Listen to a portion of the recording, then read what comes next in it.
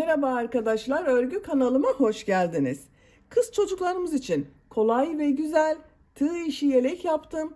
Bugün bu yelek anlatımını sizlerle paylaşmak istiyorum.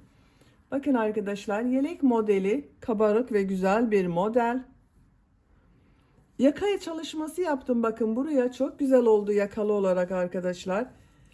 Ben yaka örgüsünü beyaz renkli yaptım. Siz tercihinize göre yeleği ördüğünüz renk iplik ile yapabilirsiniz. Ön bölümden düğmeli yaptım. Bebeğe giydirip çıkarması kolay.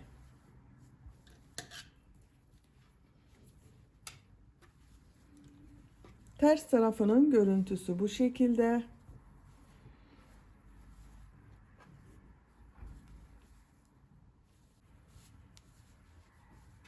Yelek örgüsüne yakadan zincir yaparak başlıyoruz. Ben bugün bu yelek anlatımını 6 aylık bebek ölçüsüne göre yapıyorum. Siz bu yeleği yeni doğan bebek için yapabilirsiniz veya daha büyük yaşta çocuklarınıza yapabilirsiniz. Yetişkinler için de uygun bir model. Siz bu yeleği yeni doğan bebek için yapmak istiyorsanız benimle aynı sayıda başlayabilirsiniz. Arttırma sırasını 2 sıra eksik yaparsanız yeni doğan bebek için olur. Benimle aynı sayıda başlayıp bu arttırma sırasını 1 sıra eksik yaparsanız 3 aylık bebeğiniz için olur. Yine benimle aynı sayıda başlayıp bu arttırma sırasını 1 sıra fazla yaparsanız 1 yaş çocuklarınız için olur. Yaka zinciriniz 8 zincir fazla başlayıp ön bölümleri birer trabzan, kol ve arka bölümü ikişer trabzan fazla yaparsanız 2-3 yaş arası çocuklarınız için olur. Bu şekilde düzenli arttırmalar yaparak her yaş çocuğunuza yapabilirsiniz. 2-3 yaş yapmak istiyorsanız bu arttırma sırasını 2 sıra fazla yaparsınız arkadaşlar. 3 düğme kullanmayı tercih ettim. Bakın burada düğme ilikleri yaptım. Karşısına düğmeler diktim. Siz tercihinize göre bunu 5, 6, 7 düğmeli yapabilirsiniz. Yelek örgüsünde iplik olarak pembe renkli iplik kullanmayı tercih ettim. Kullandığım iplik üzerinde 100 gram iplikte 330 metre var. Bir yumak iplik yeterli arkadaşlar. Sizin kullandığınız iplik kalınsa bir yumak iplik yetmez. Yaka bölümünde çok az miktarda beyaz renkli iplik kullandım. Ben bugün pembe renkli iplik kullandım. Siz tercihinize göre bu yelek örgüsünde her marka iplik ve renklerini kullanarak yapabilirsiniz. Her renk iplik ile çok güzel oluyor. Tığ olarak 5 numara 3 milimetre tığ kullandım. Elim çok sıkı değil. Benim yaptığım örgüler yumuşak oluyor. Sizin eliniz sıkıysa 3,5-4 milimetre tığ kullanırsanız çok güzel olur. Bu yeleğe takım yapmak isterseniz bakın çok güzel aynı model hırka yaptım. Bu hırka anlatımını da yaptım ben arkadaşlar. Bu hırkanın olduğu YouTube linkini izlediğiniz bu yelek videosunun açıklama bölümüne ekliyorum. Siz o link üzerine tıklarsanız bunun gibi güzel bir hırka yaparak ikili takım yapabilirsiniz. Şapkasını da yaptım. Şapka videosunda yine izlediğiniz bu videonun açıklama bölümüne ekliyorum. O link üzerine tıklarsanız şapka, hırka ve yelekten takım yapabilirsiniz. Biz bugün bu güzel ve kolay yelek örgüsünü yapacağız. Ölçülerini videonun sonunda ölçüyorum. Oraya bakabilirsiniz arkadaşlar. 6 aylık bebek için yaptım. Örgü esnek oldu. Bakın şu şekilde esnek bir görüntüsü var. 1 yaş bebekte çok rahat kullanır. İplik tığı hazırlayalım. Hep birlikte bu kolay ve güzel yelek örgüsüne başlayalım. Örgü kanalıma abone değilseniz abone olmayı unutmayın lütfen. İzlediğiniz videolarıma beğeni ve yorumlarınızı yaparsanız çok sevinirim arkadaşlar. Sizden gelen beğeni ve yorumlar örgü kanalımın devamlılığı için çok önemli. Videolarıma beğeni ve yorumlarını yapan bütün arkadaşlara ayrıca teşekkür ederim. Hepinize kolay gelsin. İyi çalışmalar. Örgüye yakadan zincir yaparak başlıyoruz. İlk ilmeği ben bu şekilde yapıyorum. Zincirleri yapmaya başlıyorum. Çok sıkı zincirler yapmıyorum. 71 zincir yapalım. 71 zincir yaptım. Çok sıkı zincirler yapmadım. Bu 71 zincirin kaç santimetre olduğunu ölçüyorum.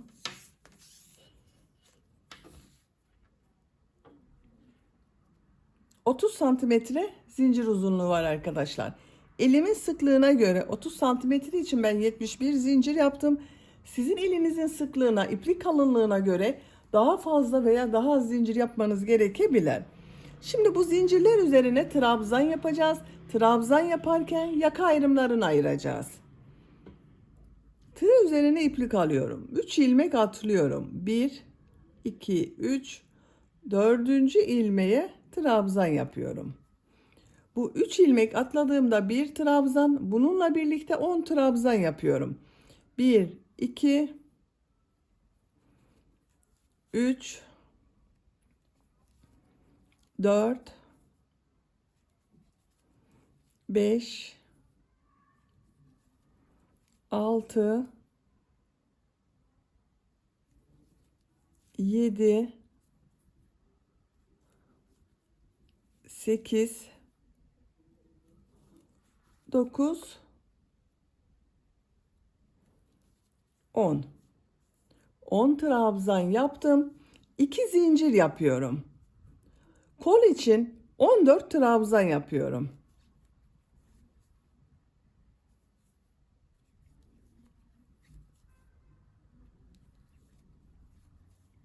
...14 trabzanı yapalım. Kol bölümü için 14 trabzan yaptım. 2 zincir yapıyorum. 20 trabzan yapıyorum.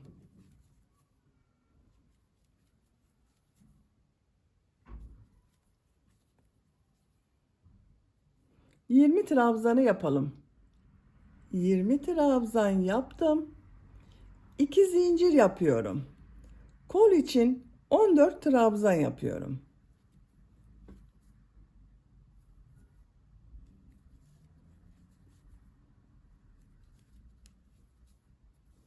...14 trabzanı yapalım. Kol bölümü için 14 trabzan yaptım. Arttırma yeri için 2 zincir yapıyorum. 10 trabzan yapıyorum.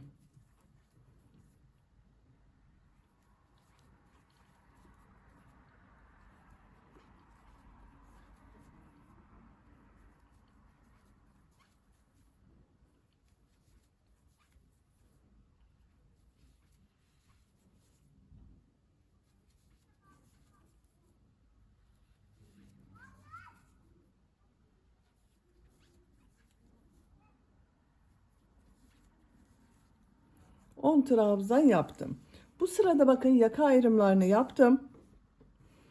10'ar trabzan yaptım. Kol bölümleri için 14 trabzan yaptım. Buraya da 2 bölümün toplamı olan 20 trabzan yaptım. Santimetre olarak tekrar ölçüyorum.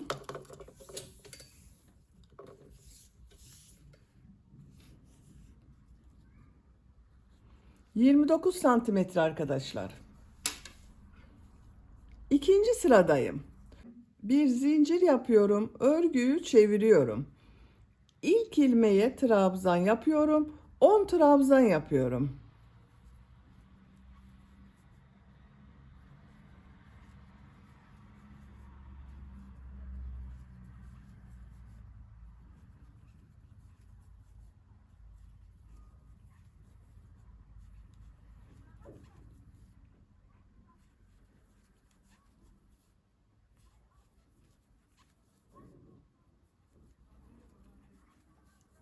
On trabzan yaptım. Arttırma zincirinin üzerine bakın buraya bir trabzan, 2 zincir, bir trabzan yapıyorum.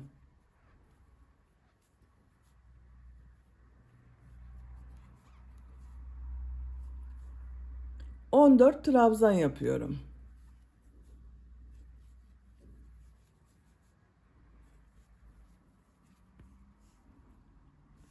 Buraya kadar devam edelim.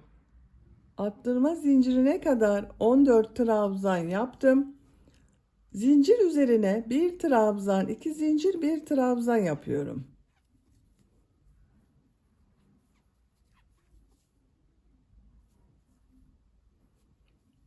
Yirmi trabzan yapıyorum.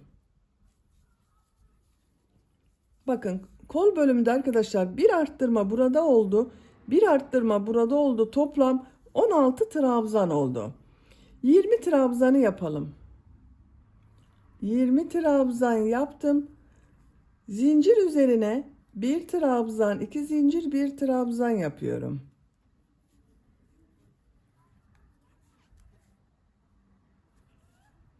On dört trabzan yapıyorum. Bakın burada da bir burada arttırma oldu. Toplam 22 trabzan oldu arkadaşlar. 14 trabzanı yapalım. 14 trabzan yaptım. Zincir üzerine bir trabzan, 2 zincir, bir trabzan yapıyorum.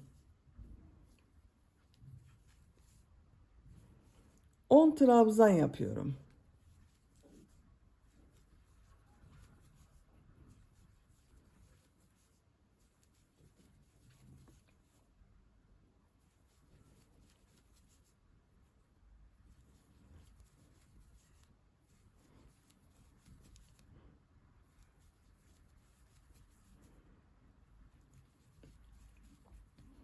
Bakın son trabzanı bu ilk sırada 3 ilmek atlayarak bir trabzan yaptım. Bunun 3. ilmeğe tığ takıyorum, trabzan yapıyorum. 2, 4, 6, 8, 10, 11 trabzan oldu bakın. Bu sırada arttırma yerlerinde bir trabzan, 2 zincir, bir trabzan yaptık. 3. sıradayım. Bir zincir yapıyorum, örgüyü çeviriyorum. Bu sırada bu arttırma yerlerinde 2 trabzan, 2 zincir, 2 trabzan yapacağız. Arttırmalar bu şekilde devam edecek arkadaşlar. Bir sırada bu sırada yaptığımız gibi bir trabzan, 2 zincir, bir trabzan yapacağız. Bir sonraki sırada 2 trabzan, 2 zincir, 2 trabzan yapacağız. İlk ilmeğe trabzan yapıyorum. Diğer ilmeklere trabzan yapıyorum.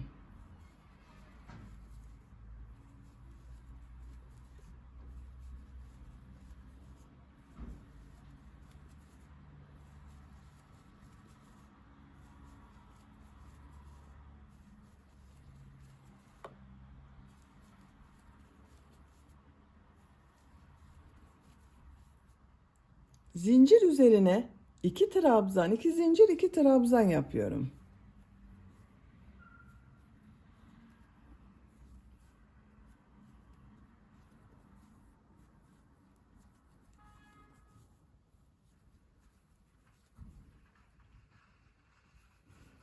Diğer ilmeklere trabzan yapıyorum. Buraya kadar devam edelim. Arttırma zincirine kadar trabzan yaptım. Zincir üzerine 2 trabzan, 2 zincir, 2 trabzan yapıyorum.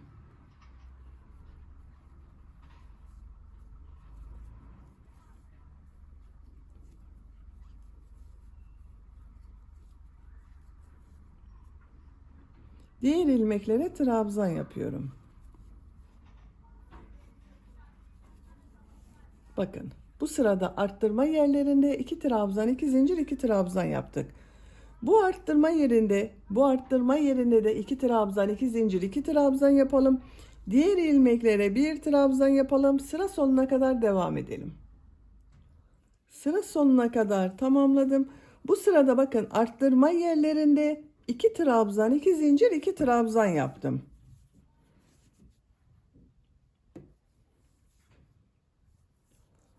Dördüncü sıradayım. Bir zincir yapıyorum, örgüyü çeviriyorum. Bu sırada arttırma yerlerinde bir trabzan, 2 zincir, bir trabzan yapacağız. İlk ilmeğe trabzan yapıyorum. Diğer ilmeklere trabzan yapıyorum. Buraya kadar devam edelim. Arttırma zincirine kadar trabzanlar yaptım. Bu arttırma zinciri üzerine bir trabzan, 2 zincir, bir trabzan yapıyorum.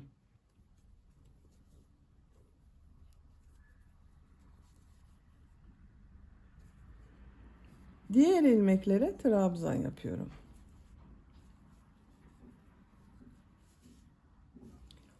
Bu arttırma yerlerinde bir trabzan, 2 zincir, bir trabzan yapalım. İlmeklere bir trabzan yapalım. Sıra sonuna kadar devam edelim. Sıra sonuna kadar tamamladım. Bu sırada arttırma yerlerinde bir trabzan, 2 zincir, bir trabzan yaptım. 5. sıradayım. Bir zincir yapıyorum, örgüyü çeviriyorum. İlk ilmeğe trabzan yapıyorum. Diğer ilmeklere trabzan yapıyorum. Buraya kadar devam edelim. Arttırma zincirine kadar trabzan yaptım. Zincir üzerine 2 trabzan, 2 zincir, 2 trabzan yapıyorum.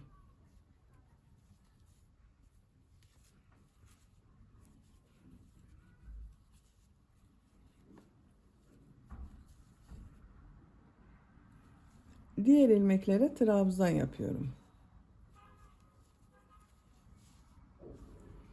Arttırma yerlerine 2 trabzan, 2 zincir, 2 trabzan yapalım. Sıra sonuna kadar devam edelim. Sıra sonuna kadar tamamladım. Bu sırada arttırma yerlerinde 2 trabzan, 2 zincir, 2 trabzan yaptım.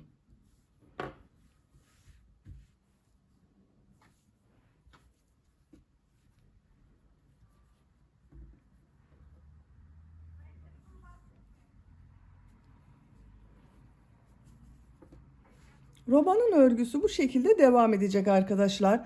Bu 4 yerden düzenli arttırmalar yapacağız. Bir sırada 1 trabzan, 2 zincir, 1 trabzan. İkinci sırada 2 trabzan, 2 zincir, 2 trabzan şeklinde arttırma yapıyoruz. Yapacak olduğunuz çocuğun büyüklüğüne göre. Bu 4 yerden arttırmalar yaparak roba örgüsünü tamamlayalım. Roba örgüsünü bu 4 yerden düzenli arttırmalar yaparak yapacağım ölçüye göre tamamladım. 1, 2, 3, 4, 5, 6, 7, 8, 9, 10 sıra yaptım. Santimetre olarak ölçüyorum.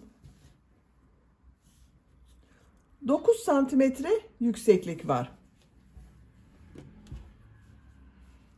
Siz biraz büyük yapmak istiyorsanız 1 veya 2 sıra arttırmalara devam edebilirsiniz. Ben arttırmayı burada bitiriyorum. 11. sırada kol ve gövde bölümünü birbirinden ayırıyorum.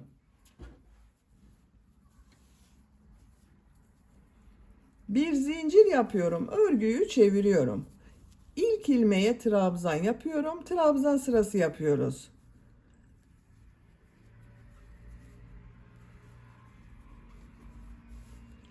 Arttırma zincirine kadar devam edelim. Arttırma zincirine kadar trabzan yaptım. Zincir üzerine 2 trabzan yapıyorum. Kol altı için bir zincir yapıyorum. Tığ üzerine iplik alıyorum. Kolda bulunan bütün ilmekleri atlıyorum. Arttırma zinciri üzerine 2 trabzan yapıyorum. Bakın bir zincir ile ön ve arka bölümü birleştirdik. Görüntüsü bu şekilde oldu. İlmekler üzerine trabzan yapıyorum. Arttırma zincirine kadar devam edelim. Arttırma zincirine kadar trabzan yaptım.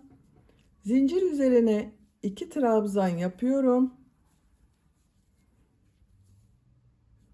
Kol altı için bir zincir yapıyorum. Kolda bulunan bütün ilmekleri atlıyorum. Zincir üzerine 2 trabzan yapıyorum.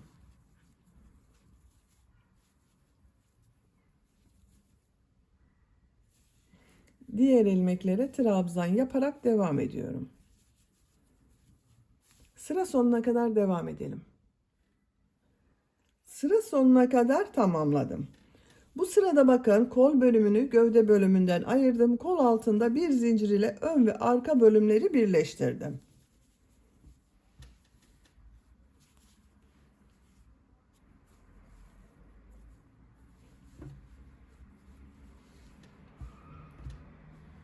Bu sıradan itibaren model yerleştirmeye başlıyorum. Bir zincir yapıyorum. Örgüyü çeviriyorum. İlk ilmeğe sık iğne yapıyorum. Tığ üzerine iplik alıyorum. 2 ilmek atlıyorum. Bu ilmeğe 5 trabzan yapıyorum. Aynı ilmek içine 5 trabzan yapıyorum.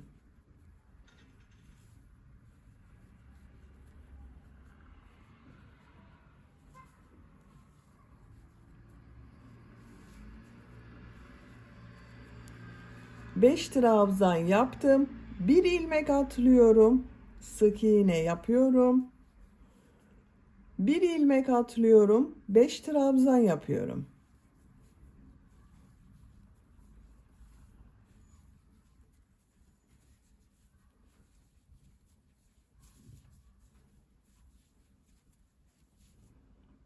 Bir ilmek atlıyorum, sık iğne yapıyorum. Bir ilmek atlıyorum, 5 trabzan yapıyorum.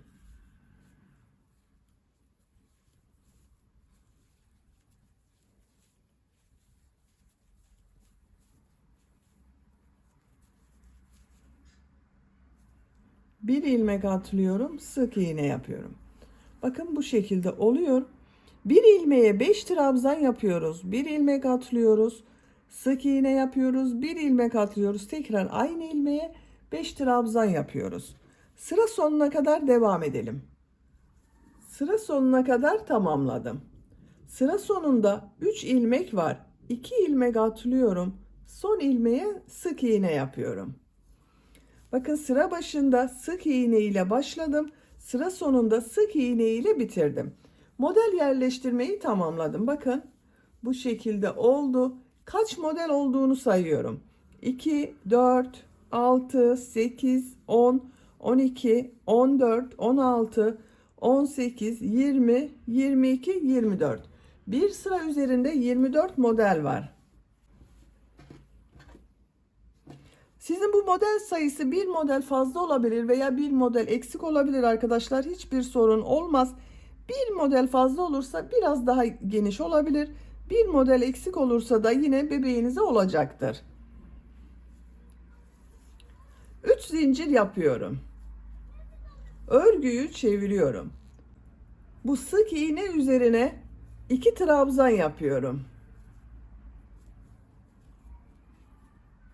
3 zincir ile birlikte 3 trabzan oldu. Modelde 2 ilmek atlıyorum. 3. ilmeğe bakın 5 trabzan yaptım. Ortada bulunan 3.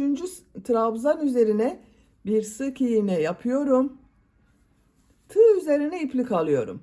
Bu sırada yine bir ilmeğe 5 trabzan yapacağız ama bakın şu şekilde yapmıyorum. Şurada 2 ilmek görünüyor. Bakın arkadaşlar bu şekilde yapmıyorum.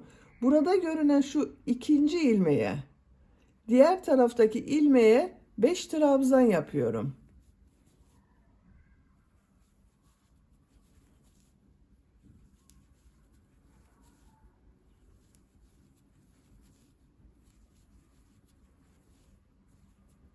Modelde 2 ilmek atlıyorum. Sık iğne yapıyorum. Bakın tekrar gösteriyorum. Tığ üzerine iplik alıyorum. Şu şekilde bakın 2 ilmek var şurada. Tığ üzerinde 2 ilmek görünüyor. Bu şekilde yapmıyorum. Burada görünen 2 ilmeğin bakın diğer tarafta bulunan ilmekten alarak 5 trabzan yapıyorum.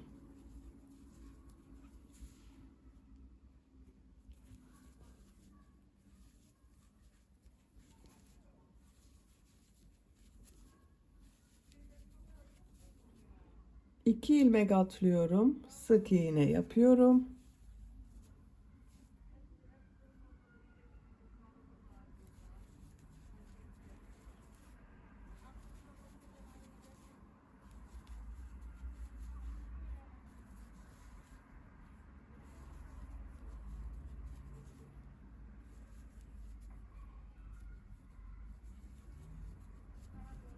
İki ilmek atlıyorum. Sık iğne yapıyorum.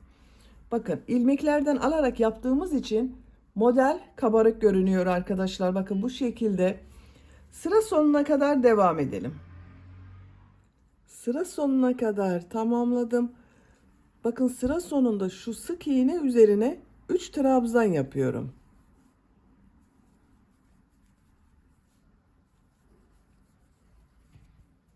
Sıra başında bakın 3 zincir ile birlikte 3 trabzan yaptım. 3 trabzan ile bitirdim.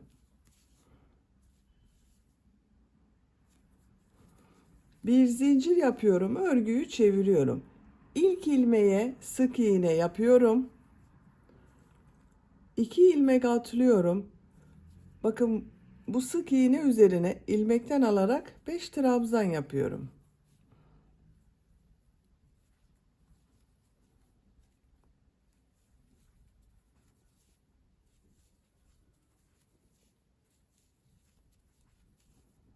2 ilmek atlıyorum. Sık iğne yapıyorum. Sık iğne üzerine 5 trabzan yapıyorum.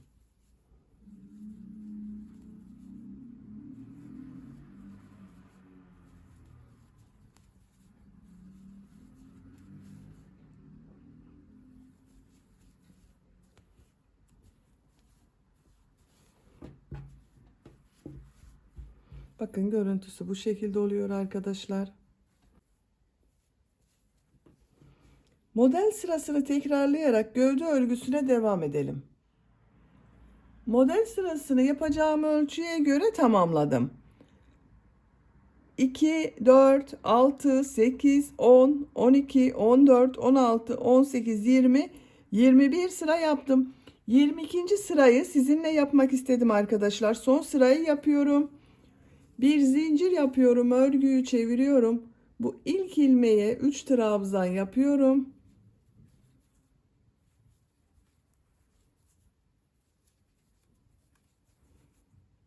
İki ilmek atlıyorum, sık iğne yapıyorum. Bu sırada bakın buraya yaptığımız trabzanı 6 trabzan yapıyorum.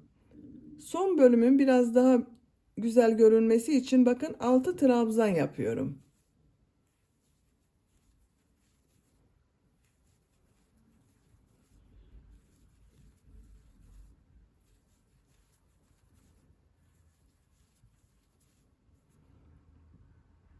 İki ilmek atlıyorum, sık iğne yapıyorum. 6 trabzan yapıyorum.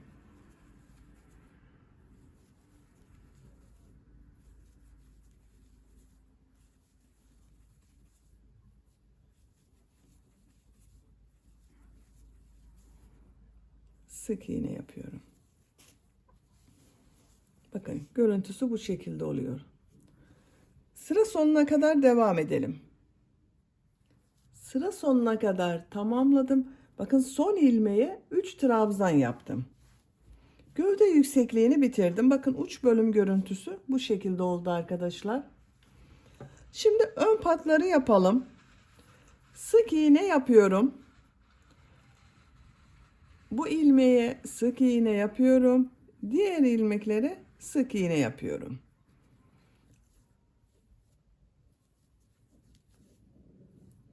Sık iğne sırası yaparak yaka başlangıcına kadar devam edelim.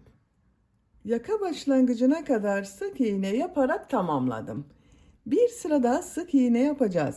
Sık iğneyi yaparken yaka bölümünün buraya ben 3 düğme iliği yapıyorum. Siz tercihinize göre bunu 5-6 düğmede yapabilirsiniz. Düğme ilikleri için işaret yapıyorum. İlk düğme iliğini yaka başlangıcına yapıyorum. Diğerini bakın bu trabzan sırasını bitirdiğim sıraya yapıyorum. Son düğme iliğini de bakın ikiye katladım. Tam ortaya gelen yere işaret yapıyorum. 3 düğme iliğinin yerlerine işaret yaptım.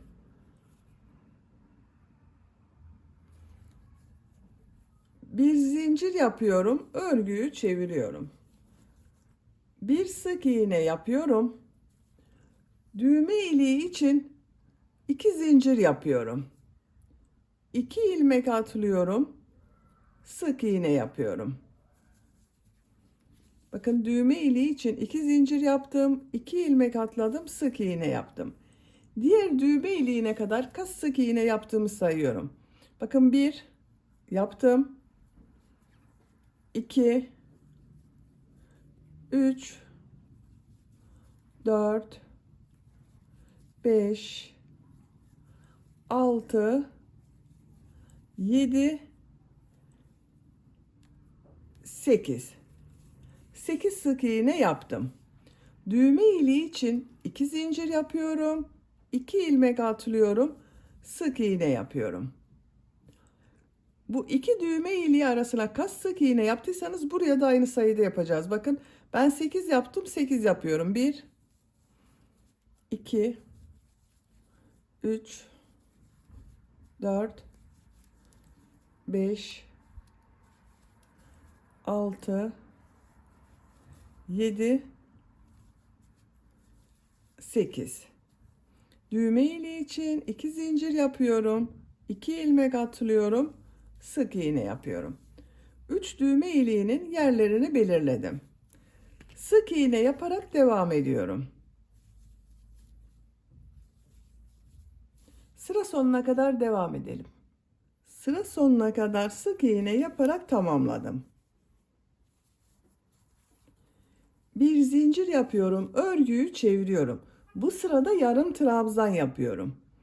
İlk ilmeğe yarım trabzan yapıyorum. Yarım trabzanı bilmeyen arkadaşlar için gösteriyorum. Bakın tığ üzerine iplik alıyorum. Tığ ilmeğe takıyorum. İlmek aldım. Tığ üzerinde 3 ilmek var. Üçün içinden bir defa da çekiyorum. Yarım trabzan oluşuyor.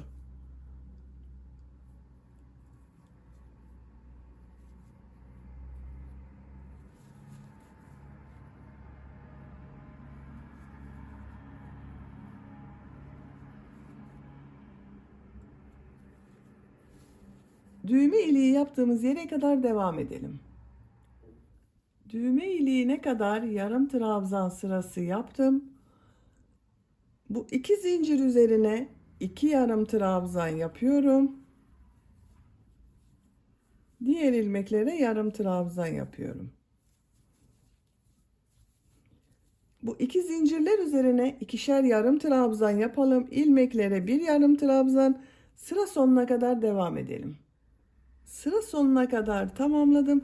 Bakın düğme iliklerinin üzerine ikişer yarım trabzan yaptım. Yaka çevresinde sık iğne yapıyorum. Şu ilk ilmeğe sık iğne yapıyorum. Diğer ilmeklere sık iğne yapıyorum. Sık iğne sırası yapıyoruz.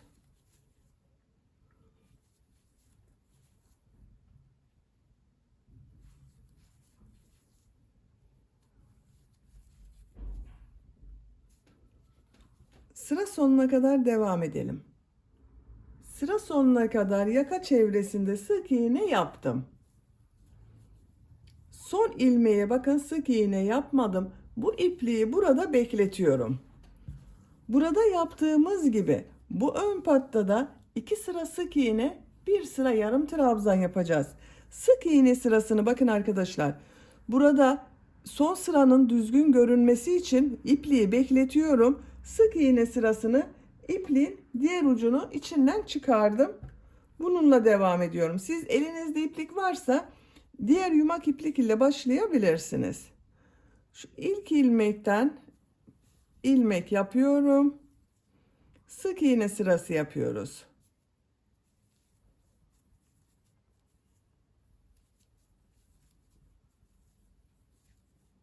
Sıra sonuna kadar devam edelim. Sıra sonuna kadar sık iğne yaptım. Bir zincir yapıyorum. Örgüyü çeviriyorum. Sık iğne sırası yapıyorum.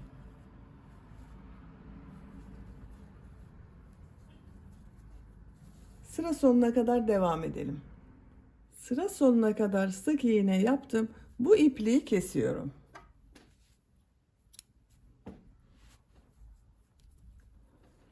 Bakın bu ön patta 2 sıra sık iğne yaptım. Burada beklettiğim iplik vardı. Bakın bu ilmeğe tığ takıyorum. Sık iğne yapıyorum.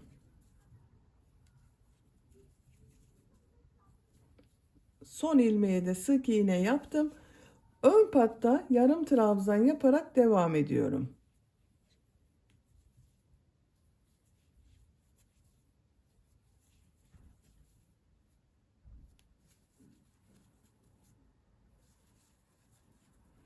Bakın ipliği beklettiğimiz için buranın görüntüsü düzgün oldu arkadaşlar.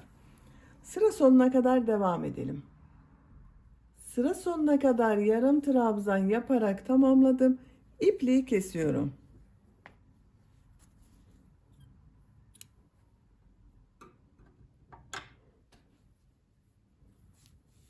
Bakın arkadaşlar bu ön patı da bitirdik. Bu şekilde oldu. Buraya düğmelerini dikerek kullanabiliriz artık. Şimdi kollarını yapalım.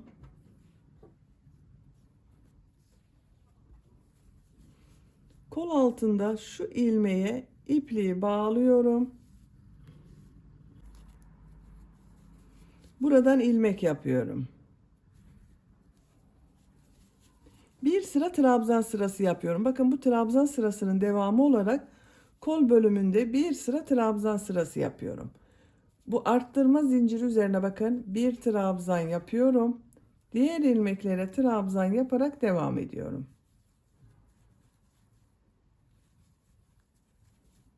Sıra sonuna kadar devam edelim. Sıra sonuna kadar trabzan yaptım. Arttırma zinciri üzerine kol bölümü için bakın bir trabzan yapıyorum. Kol altında bulunan ilmek ile ilmek kaydırma yaparak birleştiriyorum. Bakın bir sıra trabzan sırası yaptım. Gövde bölümünde aynı yaptım. Şimdi model yerleştirmeye başlıyorum. Tığ üzerine iplik alıyorum. 2 ilmek atlıyorum. 5 trabzan yapıyorum.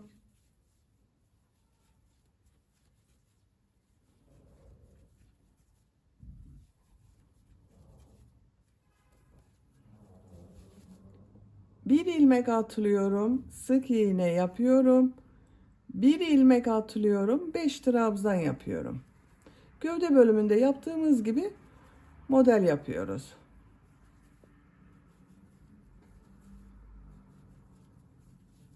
Bir ilmek atlıyorum. Sık iğne yapıyorum. Bir ilmek atlıyorum. 5 trabzan yapıyorum. Sıra sonuna kadar devam edelim. Sıra sonuna kadar tamamladım. Sıra sonunda 2 ilmek var. 2 ilmeği atlıyorum. Bu ilmeğe ilmek kaydırma yaparak birleştiriyorum. İpliği kesiyorum. Bakın kol ucu bu şekilde oldu arkadaşlar. Çok güzel oldu. 2, 4, 6, 8, 10 model yaptım bir kol üzerine. Diğer kol örgüsünde aynı şekilde bakın bir sıra trabzan sırası yaptım. Bir sıra model sırası yaptım. Düğmelerini de diktim ben. Bu 3 düğme iliğinin karşısına bakın birer tane ince düğme diktim. Şimdi yaka örgüsünü yapalım. Beyaz renkli iplik ile yaka yapıyorum. Bakın şuradan başlıyorum. Yaka bölümünün şu ilmeğe ipliği bağlıyorum. Siz kendi rengi ile de yaka yapabilirsiniz. Ben beyaz renk yapmayı tercih ediyorum. Bakın şu ilmekten bir ilmek yapıyorum. 4 zincir yapıyorum. İplik ucunda şu şekilde bakın içinde kaybediyorum.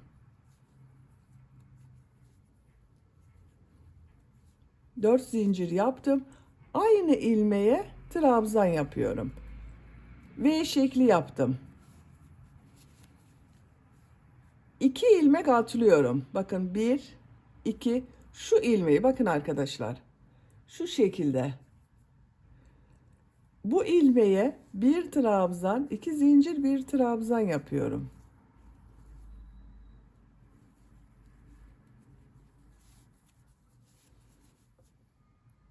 İki ilmek atlıyorum. Bir trabzan, 2 zincir, bir trabzan yapıyorum.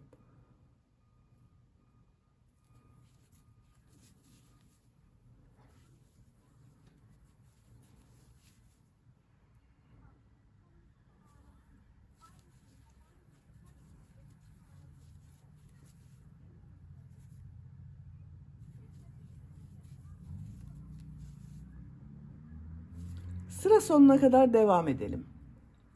Sıra sonuna kadar V şekli yaptım. Bakın son ilmeğe de V şekli yaptım.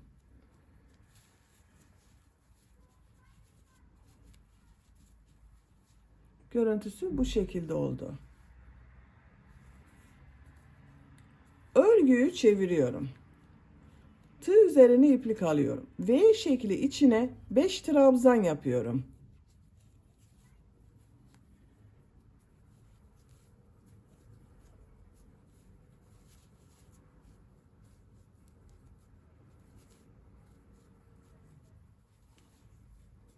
İki V şekli ortasına bulunan şu boşluğa sık iğne yapıyorum. V şekli içine 5 trabzan yapıyorum.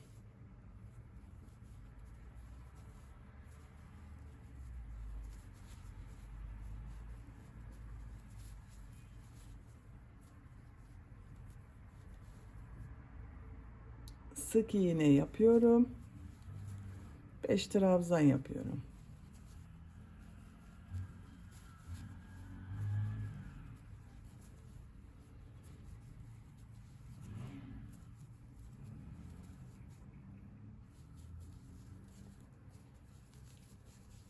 Bakın bu şekilde model oluyor. Sıra sonuna kadar devam edelim. Sıra sonuna kadar tamamladım. Son V şekli içine 5 trabzan yaptım. Aynı V şekli içine şu şekilde bakın ilmek kaydırma yapıyorum. İpliği kesiyorum.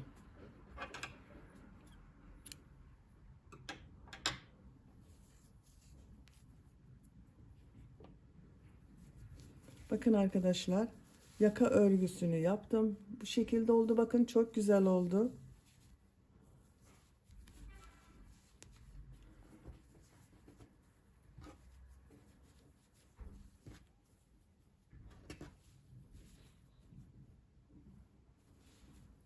Yelek örgüsünü bitirdim.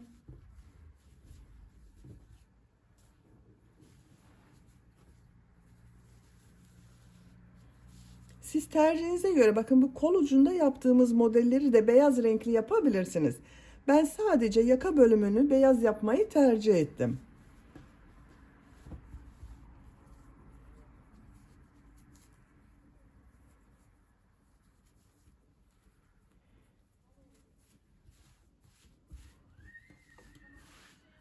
Bakın çok güzel oldu. Bitmiş olarak ölçülerini söylüyorum. Kol altının buradan gövde genişliğini ölçüyorum. 25 santimetre. Kol altından yüksekliği ölçüyorum. 20 santimetre. Omuzdan yüksekliği ölçüyorum. 30 santimetre. 6 aylık bebek için yaptım. Bakın çok güzel oldu arkadaşlar. Beni dinlediğiniz ve izlediğiniz için hepinize çok teşekkür ederim.